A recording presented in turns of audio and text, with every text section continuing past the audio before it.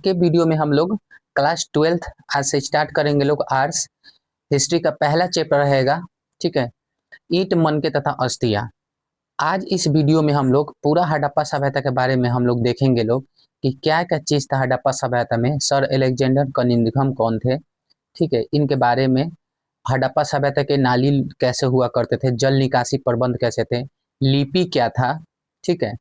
साथ ही हम यह भी देखेंगे कि वहाँ पे क्या क्या चीज़ों के बारे में हम लोग को जानकारी मिलती है, कौन कौन जानवर थे वहाँ पर, किस किस प्रकार से वहाँ के लोग जीते थे, लोग बिजनेस कैसे करते थे, लोग एक विशाल स्नानागार क्या था।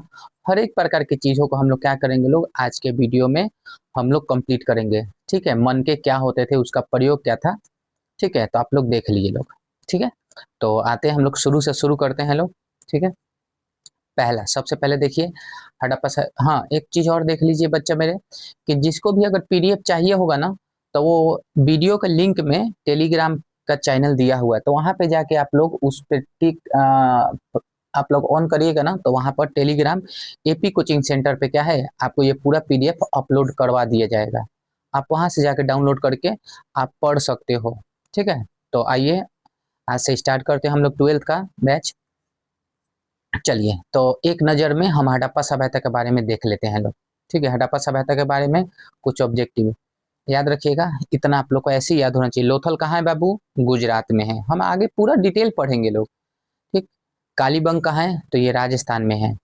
हड़प्पा सभ्यता तो पंजाब और पाकिस्तान में स्थित है, ठीक है। मोहनजोदारो कहाँ है, तो पंजाब और पाकिस्तान में स्थित है, ठीक है। इसका विस्तार देखिए कहाँ से, ये ऊपर से लेते हुए यहाँ पर इधर होते हुए ये पकड़े हुए ऊपर, ठीक है। तो कोई पूछे कि हड़प्पा सभ्यता का कहाँ से कहाँ तक फैलाव था, तो भैया भारत में है, पाकिस्तान में है, अफगानिस्तान में है, ठीक है। भारत, पाकिस्तान, अफगानिस्तान में तीनों जगह पे इनका क्या तो सभ्यता हमें देखने को मिलती है, ठीक है। चलिए तो आगे देखते हैं लोग। हाँ, हड़प्पा सभ्यता की प्रमुख जानकारियां हम लोग बहुत सारा चीज देखेंगे लोग। तो आइए हम यहाँ से स्टार्ट करते हैं लोग। आप लोग कुछ ये भी देख सकते हो लोग कि उन लोग का क्या क्या चीज यूज में था। तो यातायात के लिए बैलगाड़ी यूज करता था लोग। धार्मिक जीवन क्या था, तो शिव, पीपल, पशु, सूर्य, जल, मातृभूमि आदि का पूजा करता था लोग। वस्त्र में सूती कपड़ा के बारे में जानता था लोग।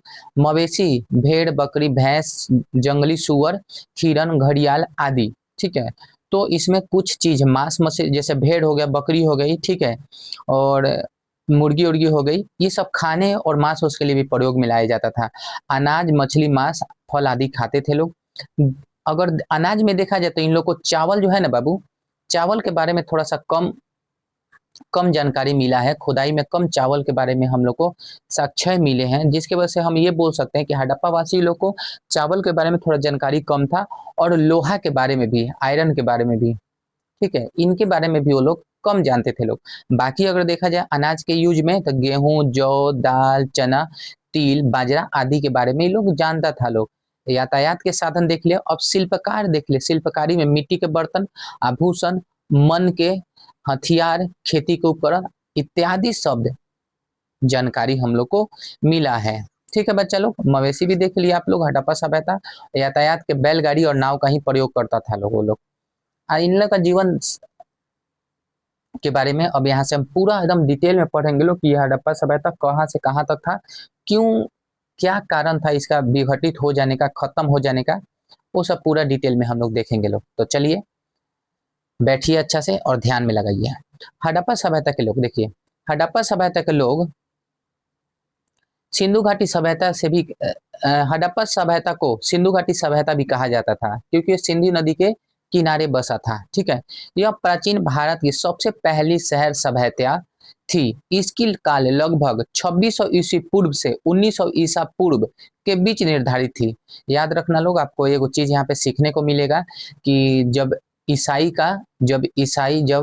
जीसस क्राइस्ट का जन्म हुआ, बोला जाता 5वीं शताब्दी में, तो 5 शताब्दी से पहले का जो तिथियां होती थी वो क्या होता था, तो डिसेंडिंग ऑर्डर में चलता था। जैसे मान लो मैं बोलूं कि अब जैसे ये देखिए ना, 26,000 ईस्वी पूर्व, 2600 ईस्वी क्या कहा जाए 2600 ईस्वी पूर्व से 1900 ईस्वी पूर्व तक चली थी।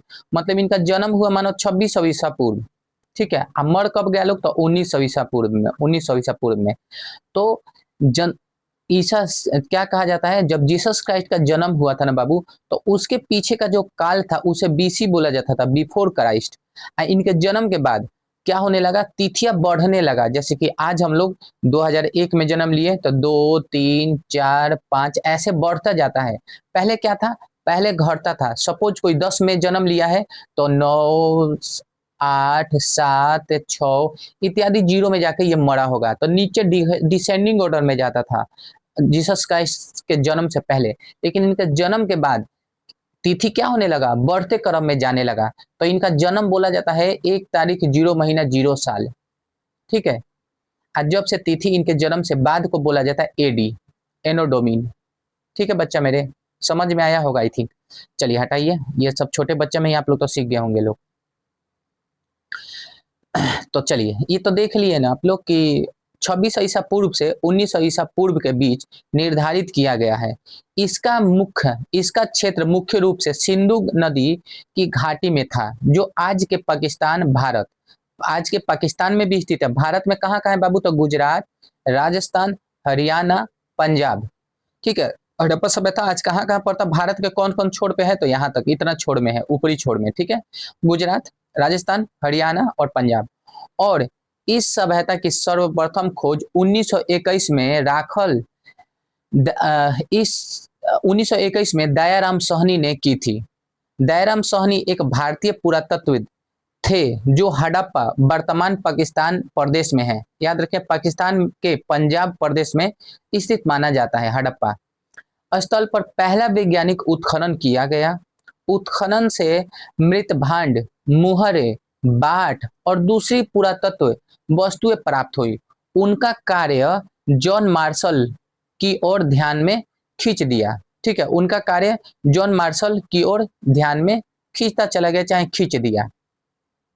मतलब कि जब खुदाई हुई, उत्खनन हुआ, तो उसमें क्या क्या मिला था, मृत भांड मिला, मुहरा मिला जो सेल खड़ी का बना हुआ था, बाट प्रणाली, तराजू उराजू को तौलने के लिए भी सामान मिला, और दूसरे भी अनगिनत वस्तुएं मिले, ठीक है बाबू, जिससे हम लोग उसको और खोदते चले गए, ठीक है।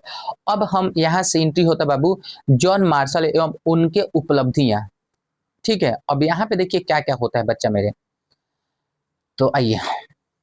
जॉन मार्शल भारतीय पुरातत्व सर्वेक्षण के डायरेक्टर जनरल थे।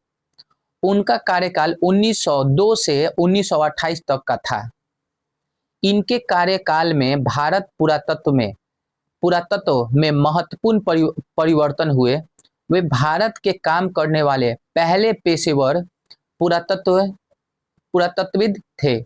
वे आकर्षण वस्तुओं की खोज के साथ साथ दैनिक जीवन की पद्धतियों की खोज में भी रुचि लेते थे। उन्होंने टीलों का उत्खनन किया। उन्होंने पूरे विश्व के समक्ष सिंधु घाटी सभ्यता की खोज की घोषणा की, ठीक है। कब किया था, तो 1924 में। मतलब 1902 से 1928 तक का जो काल था, तो जॉन मार्शल का था, जो भारत के पुरातत्विक थे, जिन्होंने हड़प्पा सभ्यता का खोजा, उत्खनन किया, और उसमें से बहुत सारी चीजों के बारे में हम लोग को जानकारी दिया, ठीक है। सिंधु घाटी सभ्यता या हड़प्पा सभ्यता की खोज की घोषणा की, ठीक है, कि क्या क्या मिला, किस किस तरीके से। अब आते हैं लोग, इसके अतिरिक्त बच्चा मैंने इसके अतिरिक्त प्राप्त अवशेषों एवं पुरातत्वों को वर्गीकरण भी किया। वे मात्र भांड, मुहरे, बाट, मनके, मूर्तियां आदि को वर्गीकृत किया। उन्होंने शहरों की नगर योजना, जल निकासी प्रणाली, वास्तुकला विस्तृत अध्ययन किया। जॉन मार्शल ने 1922 में मोहनजोदड़ो का भी उत्खनन किया और विशाल स्नानागार, ग्रेट बाथ की खोज की। उन्होंने मोहनजोदड़ो से एक पत्थर की मूर्ति को खोजा जिसे पुरोहित राजा का नाम दिया गया। जॉन मार्शल के कार्यकाल में भारतीय पुरातत्व में वैज्ञानिक तरीके आए और प्राचीन सभ्यताओं का अध्ययन की नई परिभाषा स्थापित हो गई। मतलब इन्होंने इतना सारा चीज मोहनजोदड़ो का खोज किया। मोहनजोदारो में ग्रेट बाथ था, बहुत बड़ा विशाल क्या था, स्नानागार था जिसमें लोग नहाते थे और क्या करते थे, तो यज्ञ के मतलब यहाँ तक बोला जाता था कि वो लोग यज्ञ के लिए भी ये प्रयोग में लाया जाता था, क्योंकि बहुत विशाल था, 12 फीट तक ऊपर था। ठीक है, 1.2 मीटर क्या था, गहरा था, और 7 मीटर चौड़ा था। इतना सारा उसका पेपर में आप लोग को आता भी है, याद रखना कि हड़प्पा मोहनजोदड़ो के स्नानागार के बारे में आप क्या जानते हैं, उसका विस्तृत करिए, चाहे परिभाषित करिए, चाहे उसके बारे में लिखिए, तो आपको आगे हम बताएंगे, आपको ध्यान में रखना है और याद रखना है। ठीक है, तो उन्होंने बहुत सारे मनके का खोज किया, मोहरों का खोज किया, मोहरों पे किस किस धातु, कौन सा धातु से बना हुआ था, सेल खड़ी से बना था कि सोना था, कहाँ थी, चांदी का था। अब मोहरों पे क्या क्या भाषा लिखा हुआ था, उस पे कौन सा पशुओं का चित्र था। ठीक है, आधा सिंग वाला था कि पूरा सिंग वाला था, बहुत सारा डिटेल उन्होंने हमारे समक्ष रखा। और इसी अध्याय में उनके अध्ययन ने नई परिभाषा को स्थापित कर दिया। ठीक है, तो अब यहाँ से हमारे एंट्री होता है कनिंघम। ठीक है, अलेक्जेंडर कनिंघम का, जिसे भारतीय पुरातत्व का जनक माना जाता है। ठीक है बच्चा मेरे, तो आइए इनके बारे में सुंदर सा पढ़ लेते हैं। सर अलेक्जेंडर कनिंग, पूरा डिटेल आपको पढ़ना है। First of all, sir Alexander cunning एक प्रसिद्ध ब्रिटिश पुरातत्वविद थे। कहाँ के थे बाबू, तो ये ब्रिटेन के थे, ब्रिटिश थे। ठीक है बच्चा मेरे, ब्रिटिश थे, जाहिर सी बात है उस समय हम लोग तो गुलाम थे लोग। ठीक है, तो जिन्होंने भारतीय पुरातत्व का जनक कहा जाता है, इनको क्या कहा जाता है बाबू, तो भारतीय पुरातत्व का जनक कहा, पुरातत्व का जनक कहा जाए। पुरातत्व मतलब क्या होता है, जो जमीन के खुदाई में, उत्खनन में जो भी चीज दबा हुआ मिल जाता है, उसी को हम लोग क्या कहते हैं, तो उसी को पुरातत्व कहते हैं लोग, जो बहुत सारे पुराने चीज मिल जाए। तो पुरातत्व को जानकारी दो ही स्रोत से मिलता है, या तो आपको कोई डायरी वायरी मिल जाए, ठीक है, साहित्य मिल जाए, या फिर कुछ लिखा हुआ शिल्प क्या होता है, पत्थर उत्थर पे कुछ लिखा हुआ मिल जाए, सोना चांदी का चीज मिल जाए, इन सब से भी जानकारी प्राप्त होता है हम लोग का। ठीक है बच्चा लोग, अब इनका देखते हैं लोग, इनका जन्म कब हुआ। जन्म 23 जनवरी 1814 लंदन इंग्लैंड हुआ। मृत्यु कब हुआ बाबू, तो 10 नवंबर 1800, हाँ ठीक है, तो इनका बाबू मृत्यु कब हुआ, तो 10 नवंबर 1893 को काशी भारत में हुआ। ठीक है, बहुत अच्छा जगह पे इनका मृत्यु पर हुआ था। ठीक है, इनका पद, क्या क्या पद मिला था, तो अभी तो देखे थे लोग, भारतीय पुरातत्व सर्वेक्षण ASI के प्रथम क्या है, महानिदेशक रहे ये। इनका कार्यकाल यहाँ से यहाँ तक था, 1861 से 85 तक। ठीक है, इनका योगदान क्या था भाई, इन भाई साहब का क्या क्या योगदान था, तो देखिए, प्रमुख योगदान 1861 में भारतीय पुरातत्व सर्वेक्षण, ठीक है, आर्कियोलॉजिकल सर्वे ऑफ इंडिया की स्थापना की इन्होंने। दूसरा, भारत के विभिन्न भागों के व्यापक पुरातत्व सर्वेक्षण किए, बौद्ध स्थलों की खोज की और उन्हें संरक्षित किया। सांची, भरतहु, सारनाथ, तक्षशिला, बोधगया, कौसाबी आदि स्थलों की भी खुदाई करवाई। प्राचीन शिलालेख व सिक्कों का अध्ययन किया। अपनी पुस्तक द एशिएंट ज्योग्राफी ऑफ इंडिया में भारत के प्राचीन इतिहास व भौगोलिक की जानकारी दी। ये आपको याद होना चाहिए, कनिंग सर का लिखा हुआ जो ये किताब है, अपनी पुस्तक है, उसमें अपने भारत के बारे में इतिहास व भौगोलिक जानकारी दी थी भारत के बारे में। और इनको किस नाम से पुकारा जाता है बाबू, तो याद रखिए, भारतीय पुरातत्व का जनक इनको माना जाता है। ठीक, सर अलेक्जेंडर कनिंघम को। ठीक है, कोई दिक्कत नहीं ना। कनिंघम द्वारा खोजे गए अनुसंधान एवं प्रमुख स्थल, तो बाबू इसका तो आप लोग को आगे पढ़ना ही है, बट उपरवार खाली देख लो आप लोग। पहला, सांची का स्तूपा। दूसरा, तक्षशिला, सारनाथ, कोसाबंगी, बोधगया, प्रमुख पुस्तक जो इनका लिखा हुआ है, और महत्वपूर्ण क्या क्या चीज था, ये उनके द्वारा ये सब रहा। ठीक है, मतलब देखा जाए तो एक चीज और स्टेटमेंट, कनिंघम के बिना भारतीय पुरातत्व का इतिहास अधूरा माना जाता था, क्योंकि इन्हीं को हम लोग क्या मानते हैं बाबू, तो भारतीय पुरातत्व का जनक माना जाता है। ठीक है बच्चा मेरे, आगे देखिए, कनिंघम का भी यहाँ पे हम लोग थोड़ा बिल्कुल एकदम डिटेल में पढ़ना स्टार्ट करेंगे लोग, उनका क्या क्या अचीवमेंट था। तो चलिए, कनिंघम, अलेक्जेंडर कनिंघम भारतीय पुरातत्व सर्वेक्षण के पहले डायरेक्टर जनरल थे, ऊपर पढ़ लिए हो। उन्होंने 19वीं शताब्दी के मध्य में पुरातत्व उत्खनन आरंभ किए। हड़प्पा सभ्यता की आरंभिक बस्तियों की पहचान के लिए उन्होंने चौथी से 7वीं शताब्दी ईस्वी के बीच उपमहाद्वीपों में आए चीनी बौद्ध तीर्थयात्रियों जैसे बौद्ध चीनी यात्री जैसे फाहान हवेनसंग। बाबू फाहान हमारा पहला तीर्थयात्री था जो भारत में आया था, ठीक है, याद रखना। उसके बाद क्या है, हवेनसंग द्वारा छोड़े गए वृत्तांकों का प्रयोग किया। कनिंघम की मुख्य रुचि बौद्ध स्तूपा और बिहारों का अध्ययन करना था। समझ में आया? कोई दिक्कत नहीं। यहाँ बिहार का मतलब स्टेट मत समझ लेना लोग, आप लोग, ठीक है। कनिंघम का भ्रमण देखते हैं लोग क्या था।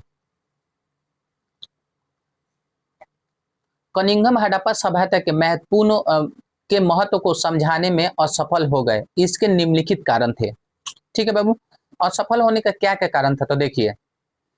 कनिंघम की रुचि उठी ईसा पूर्व से चौथे ईसा पूर्व के बीच थी। यह भी एक कारण था कि वह हड़प्पा के महत्व को समझ चुके थे को समझाने में चूक गए। हड़प्पा सभ्यता 1926 से 1900 ईसा पूर्व 2600 ईस्वी से 1900 ईसा पूर्व उनकी रुचि क्षेत्र से बाहर थी।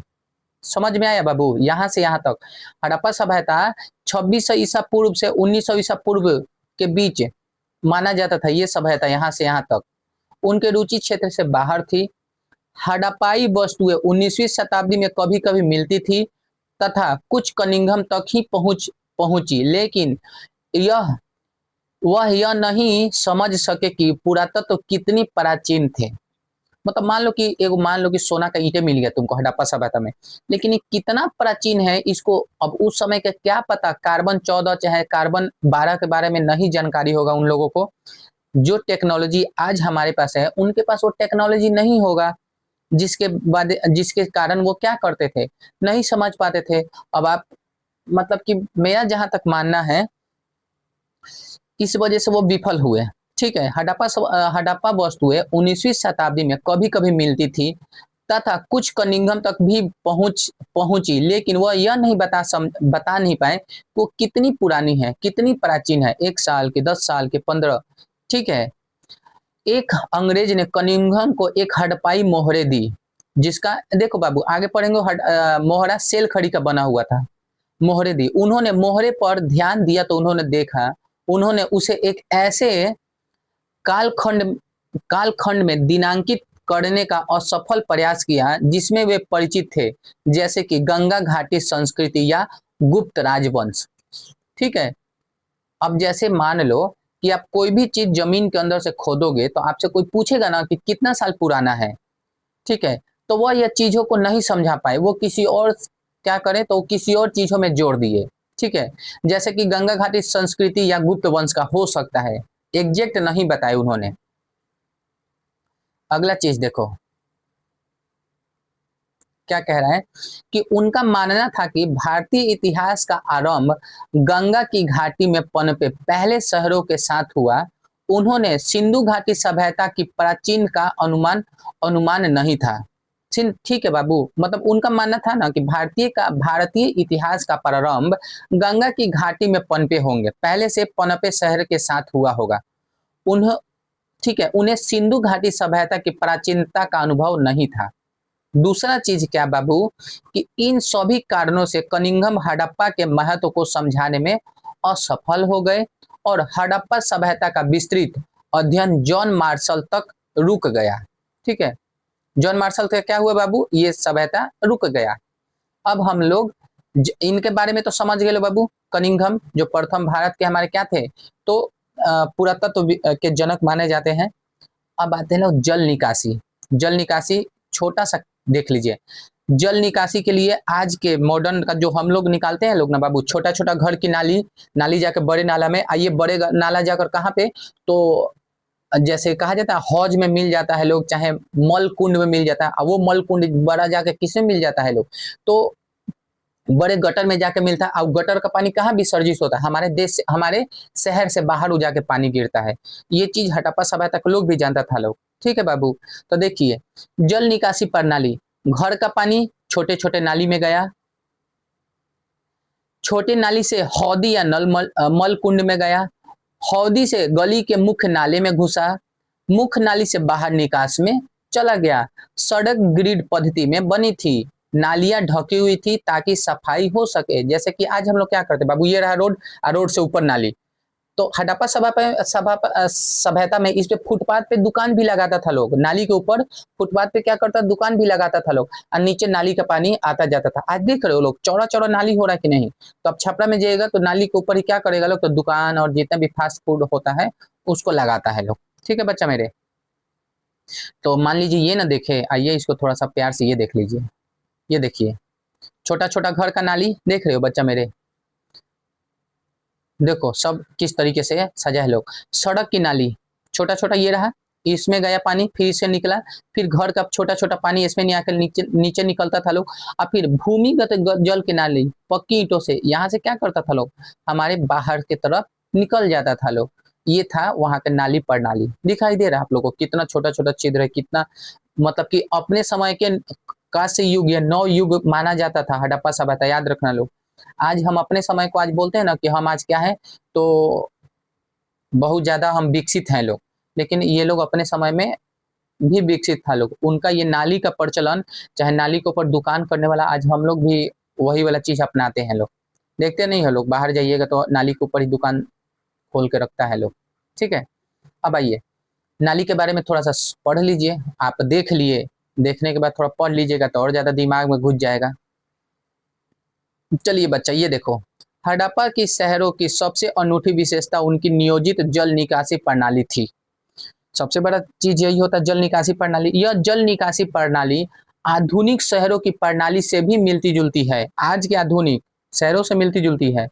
सड़कों और गलियों को ग्रेड पद्धति से बनाया गया था, और यह एक दूसरे को समकोण पर काटती थी। बाबू समकोण पे ऐसे काट देती थी, समकोण जानते हो लोग ना। ऐसा प्रतीत होता है कि पहले नालियों के साथ गलियों या सड़कों को बनाया गया था, फिर उनके अलग अगल बगल में आवासों का निर्माण किया गया था। आवासों को गली की नालियों से जोड़ा गया था। घरों की नाली पहले एक हौदी या मलकुंड में खाली होती थी, और गंदे पानी गली के नालियों से बह जाते थे। नालियां में ढलान थी ताकि गंदा पानी स्वतः रूप से बाहर बह सके। नालियों के ऊपर पक्की ईंट से छतें थे, जो हटाने पर नाली की सफाई हो सकती थी। कई घरों में पक्की ईंट से बने कुएं भी मिले, जो शुद्ध पानी के लिए उपयोग में थे। यह जल निकासी प्रणाली इतनी वैज्ञानिक और नियोजित थी कि आज भी पुरातत्व इसके पैनी क्रियाओं पर आश्चर्य रखते हैं लोग। अब समझ लो बाबू, हम लोग आधुनिक होने के बावजूद भी वही सिस्टम अपना रहे हैं जो है 100 साल 200 साल पहले ये सिस्टम, दो 2600 ईसा पूर्व से 1900 ईसा पूर्व के लोग अपना चुके हैं। तो हम कहाँ से बाबू आधुनिक हो गए। हम अपना तो पुराने ही स्टाइल का फॉलो कर रहे हैं लोग। ऐसा हम लोग भी बनाते हैं लोग नाली इस तरीके का, छोटा छोटा नल के नाली कहाँ जाके, तो रोड वाले नाली में जुड़ जाती है। अब बड़े गटर से गिरा दिया जाते हैं उसको, पानी को अपने शहरों से बाहर गिराया जाता है। अब देखिए हड़प्पा के लिपियों के बारे में समझते हैं लोग। हड़प्पा का लिपि अभी तक पढ़ा नहीं जा सका है, जिसके बारे में उसके सभ्यता के बारे में जानकारी हम लोग को कम मिला है। ठीक है बच्चा मेरे, हड़प्पा की लिपियों को पढ़ा नहीं जा सका है, क्यों नहीं, आइए आप पढ़ लीजिए। देखिए तो समझ में नहीं आ रही है कौन सा भाषा में है, ये दिख रहा है बाबू आप लोग को। चलिए ये कौन सा भाषा है, क्या भाषा है लिपि पे, समझ नहीं पाए लोग। ठीक है, आज तक पढ़ा नहीं जा चुका है हड़प्पा सभ्यता के जितने भी भाषा थे, आज तक भी हम लोग नाकाम है इनको पढ़ने में कि किस तरीके से क्या क्या लिखा है ये सब चीज। ठीक है बच्चा लोग, अब आइए इस लिपि के बारे में हम लोग थोड़ा सा समझते हैं लोग। ठीक, आज के वीडियो में यहीं पे छोड़ते हैं लोग। अगले वीडियो में हम लोग पढ़ा जाएगा क्योंकि समय हो गया बाबू। अगला वीडियो में हड़प्पा सभ्यता के लिपि के बारे में पूरा अध्ययन करेंगे लोग। तो आज के लिए बाय।